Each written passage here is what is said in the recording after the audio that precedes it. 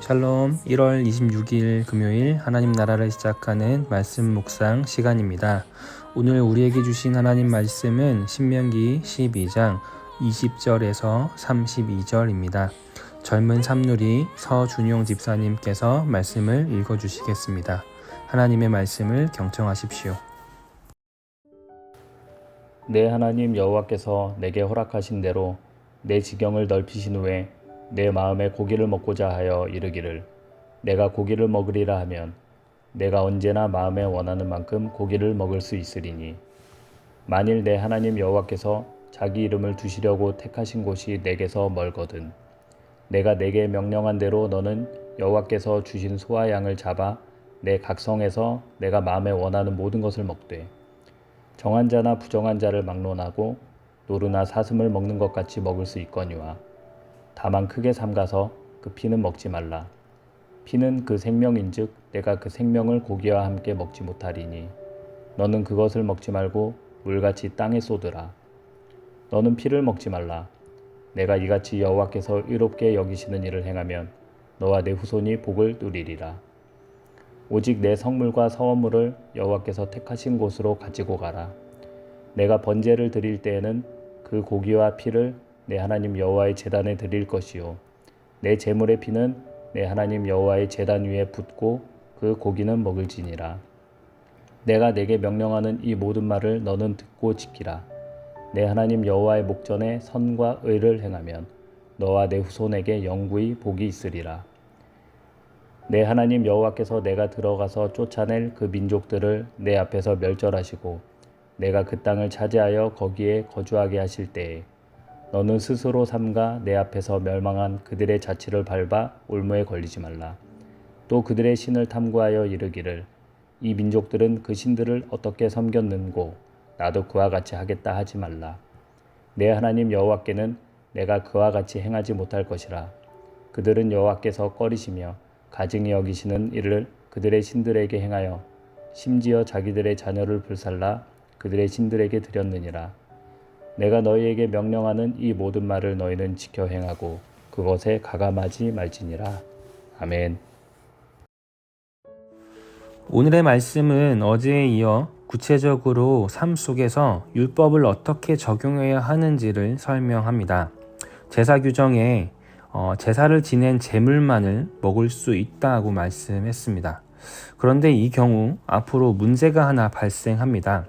광야에서의 시간에서는 모든 이스라엘 민족이 함께 이동하고 생활했기 때문에 제사를 지낸 음식만을 먹는 것이 어렵지 않았을 수 있습니다. 그런데 이제 가나안 땅에 정착을 앞두게 되었습니다. 이제는 넓은 땅에 이스라엘 민족들이 흩어져 살게 되었고 이 경우 제사를 지낸 고기만을 먹는다는 것은 매우 어려운 일이 될 것입니다. 그래서 하나님은 고기를 먹는 규정에 대해 앞으로 정착하는 이스라엘 백성을 위해 한 가지 배려를 덧붙이십니다. 언제든 고기를 먹고 싶으면 제사를 지내지 않은 음식이어도 마음껏 도축해서 고기를 먹도록 허용하셨습니다. 다만 그 동물의 피만큼은 먹지 말라고 금지하셨습니다. 이 말씀은 창세기 2장 에덴 동산에서 하나님께서 아담과 하와에게 하셨던 말씀과 유사합니다. 하나님께서는 모든 것을 허락하셨지만 동산 중앙의 나무의 열매만큼은 금지하셨습니다. 그것은 하나님과 인간 사이의 경계를 뜻합니다. 이 모든 것을 허락하셨지만 이것이 내가 얻은 것이 아니라 내가 노력해서 나의 힘으로 일군 것이 아니라 하나님께서 내게 주신 것이란 은혜를 기억하며 그 은혜 아래에 살도록 하셨던 것입니다. 오늘의 말씀 역시 하나님은 어디서든 고기를 먹고 싶을 때 마음에 원하는 만큼 고기를 먹도록 하셨습니다. 또한 정한 자나 부정한 자나 누구나 상관없이 이 고기를 함께 먹을 수 있게 하셨습니다. 그리고 노루나 사슴과 같은 동물까지도 이제는 허락하셨습니다. 그러나 단 하나, 어디에서 먹든 어떤 동물을 먹든 누구와 먹든 그 동물의 피만큼은 먹지 못하게 하셨습니다. 그 이유는 피는 생명이기 때문입니다. 피는 생명, 즉 생명의 주관자이신 하나님을 기억하게 하는 것입니다. 모든 것을 주셨지만 단 하나를 금하신 것은 에덴에서와 마찬가지로 모든 것의 주인이 바로 인간인 나 자신이 아닌 하나님이심을 기억하게 하셨습니다. 제사를 지내지 않은 가축을 먹는 것, 번제단이 있는 곳까지 가지 않아도 자신의 집 앞에서 고기를 잡아 먹을 수 있는 것, 이 모든 것이 계속 반복된다면 어느 순간 그것은 은혜가 아니라 당연한 일이 될 것이고 그 당연함은 권리라고 생각될 것입니다. 그때를 막기 위해 하나님은 피를 금하셨습니다. 이를 통해 모든 삶이 자신의 뜻대로 되는 것이 아닌 하나님의 뜻대로 하나님의 은혜 아래 허락된 삶임을 깨닫게 하셨습니다. 이 말씀에서 중요한 한 가지 놓치지 말아야 할 것은 금지하셨다는 것보다는 99.9% 우리에게 모든 것을 허락하셨다는 것입니다. 하나님께서는 99.9% 우리에게 모든 것을 선택하고 삶에서 누릴 자유를 허락하셨습니다. 하나님은 우리가 일상 속에서 이 자유 안에 행복을 누리시길 원합니다. 종교와 성공 혹은 신앙 아래 종속되어 살아가는 것이 아니라 각자에게 허락하신 그 자유를 누리며 삶을 살아가길 원하십니다.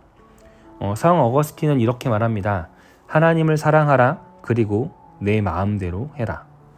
하나님은 우리가 무엇을 먹고 어떤 진로를 가고 어떤 일을 하고 누구를 만나 결혼하는지 등 삶의 모든 것에 자유를 허락하셨습니다. 그 자유 안에 우리가 행복과 기쁨을 누리길 원하십니다. 그러나 또 하나 기억해야 하는 점은 그 자유 안에 하나님을 기억하는 것입니다. 하나님이 누구신지 내가 누구인지를 날마다 기억해야 합니다. 우린 모든 것을 할 수 있지만 넘어설 수 없는 일이 있고 한계가 있습니다. 이를 통해 실은 내게 주어진 내 뜻과 내 마음대로 하는 이 모든 일들이 하나님의 은혜임을 기억해야 합니다.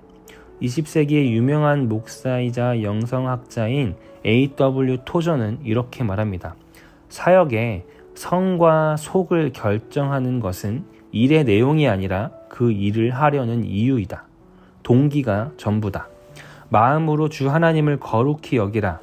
그러면 사람은 절대 비속한 행동을 할 수 없을 것이다. 그런 사람에게는 삶 자체가 성례요, 온 세상이 성전이기 때문이다.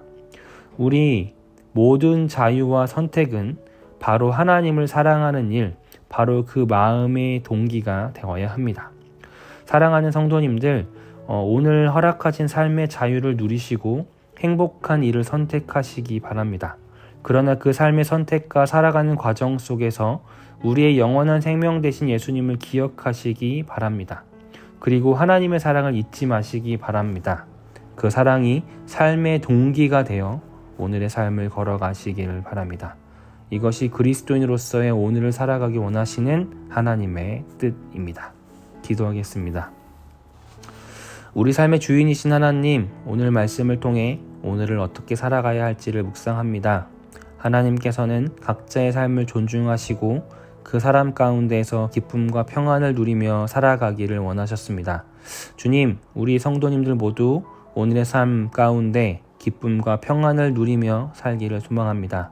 그리고 이를 위해 내 삶의 주인이신 하나님을 알고 나의 한계를 발견하게 하여 주옵소서. 그리하여 하나님 안에서 기쁨과 은혜의 삶을 사는 우리 모두 되게 하여 주옵소서. 예수님의 이름으로 기도드립니다. 아멘. 오늘은 서준용 집사님께서 보내주신 사연과 신청해주신 찬양을 함께 나누겠습니다. 안녕하세요. 우신 공동체 여러분. 저는 중학교 2학년이 되는 큰아들 현서와 초등학교 5학년과 3학년이 되는 두 딸 은서와 윤서의 아빠이자 나세정 집사의 남편 서준용입니다. 제가 이렇게 다둥이 아빠와 다복한 가정을 꾸릴 수 있었을까 싶을 정도로 저는 태어날 때 1.9kg가 조금 넘는 미숙한 상태의 쌍둥이 동생으로 태어났습니다. 곧장 인큐베이터에 들어가지 않으면 생존을 보장할 수 없다는 의사의 권유에도 당시의 경제적인 어려움으로 부모님은 곧장 퇴원하실 수밖에 없었다고 합니다. 그러나 감사하게도 집에서 어머니와 외할머니의 정성스러운 보살핌 덕에 작긴 했지만 건강하게 잘 자랐습니다. 왜소하게 태어났고 이후에도 성장이 또래에 비해 조금 늦은 편이었던 것 같습니다. 그래서 학창 시절에는 늘 키순을 따르는 반 번호가 항상 한 자릿수에 머물렀던 것 같습니다. 초등학교 2학년에는 또 다른 어려움이 있었습니다. 여름에 가족들과 놀러 갔던 한탄강에서 누나와 시합을 하다가 튜브 사이로 몸이 빠져 죽을 뻔하기도 했습니다. 주변에 있었던 한 어른의 도움을 받아 간신히 살 수 있었습니다. 또 지금은 괜찮아졌지만 당시 어린 시절에는 생소했던 아토피 피부염을 앓았고 밤새 가래와 피가 날 정도로 긁으면서 잠을 못 이룬 적도 있었습니다. 이 때문에 피부 상처로 인해 피부가 흉측하여져서 유년 시절에는 한여름에도 긴 바지를 입고 다닌 적도 있습니다. 또래보다 늦은 24살의 군에 입대해 전역을 2개월 앞두었던 어느 날에는 갑자기 아버지께서 쓰러지셔서 위독하시다는 말을 듣고 청원 휴가를 얻어 아버지께 가는 동안 하나님께 하염없이 살려달라고 기도하며 갔습니다. 아버지는 다행히 돌아가시지 않으셨지만 그로부터 8년간 식물인간 상태로 말 한마디 못하시며 병원에 누워만 계셨습니다. 그로 인해 집안은 경제적으로 무너지기 시작했고 저와 가족들은 방황과 때론 하나님을 원망하면서 힘겨운 시간들을 보내긴 했습니다. 이처럼 제 삶을 돌아보면 여러 고난과 어려움들이 많이 있었습니다. 그런데 고린도전서 10장 13절의 말씀에 보면 사람이 감당할 시험 밖에는 너희에게 당한 것이 없나니 오직 하나님은 미쁘사 너희가 감당치 못할 시험 당함을 허락하지 아니하시고 시험 당할 즈음에 또한 피할 길을 내사 너희로 능히 감당하게 하시느니라고 말씀하셨습니다.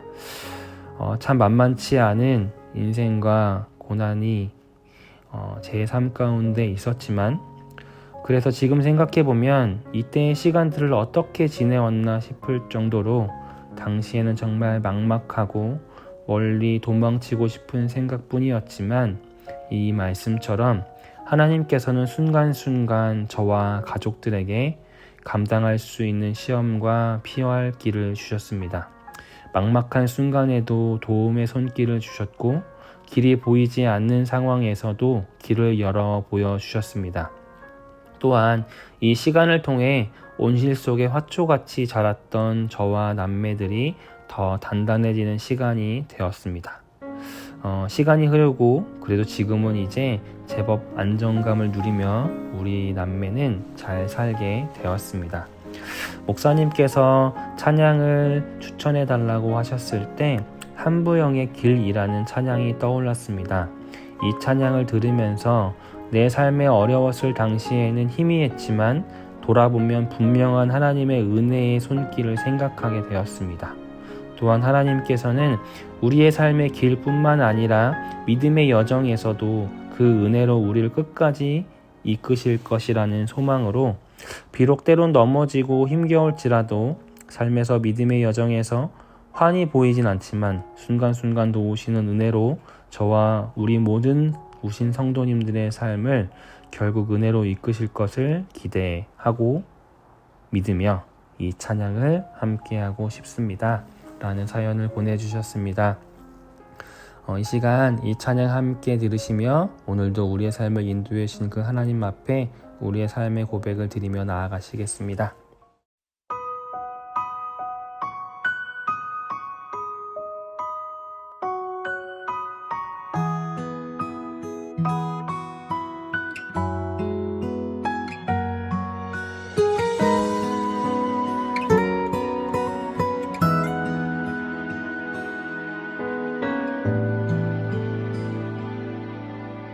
어느새 지금 여기 서 있네.